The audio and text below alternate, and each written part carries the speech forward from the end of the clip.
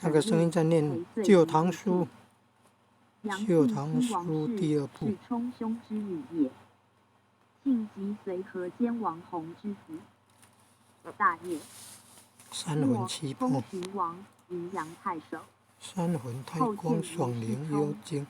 另有善书说是生魂、觉魂、灵魂。生物科的生，感觉知觉的觉。太宗公为洛阳。生魂、觉魂、灵魂。欲与其妻七魄是过无始。昔谓庆曰：郑国以切凤吞结灰度，除秽结公心耳。错会。三其行，父恩备这个是在查什么？切将奈何？那《旧唐书》第2部提到玄纲论，玄纲论。之必耳。